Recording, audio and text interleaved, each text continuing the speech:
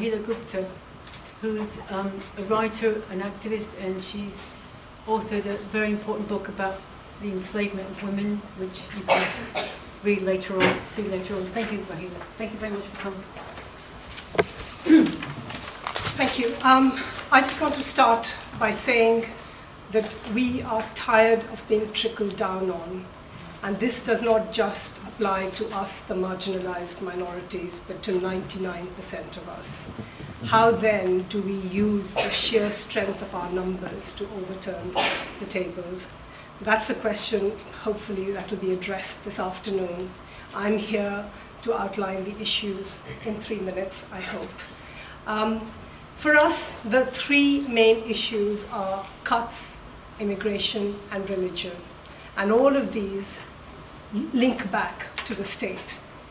So that's what I want to talk about. Of course, we are all affected by cuts, but how do these actually play out for a black women's organization like Southall Black Sisters?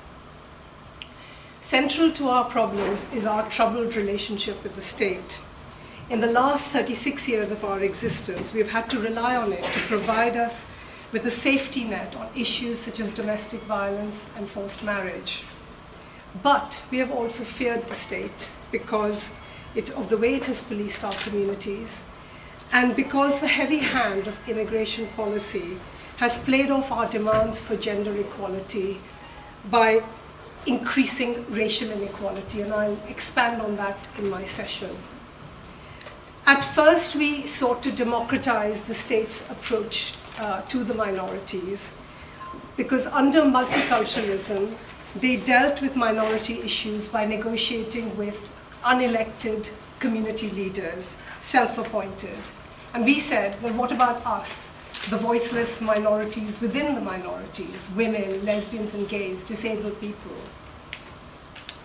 But just as the state got around to understanding that, the imperatives of neoliberalism began to skew that understanding.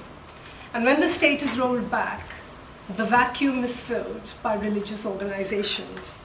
So we moved from multiculturalism to multi-faithism, and services to women being provided by conservative religious organizations is wrong on so many levels. Again, something that I would elaborate on in my session.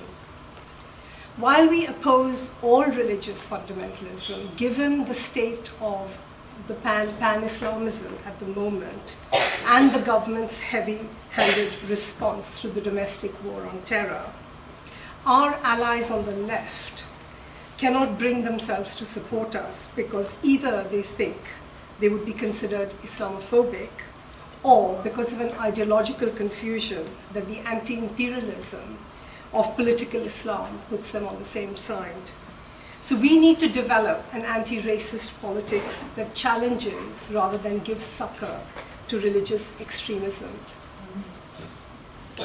Increasingly, we cannot hold the state accountable because of cuts to legal aid. So what would be good for starters, I think, is a return to the welfare-oriented state of a previous era, but with the enlightenment that feminists and anti-racists and other progressives have injected into it since then. Thank you.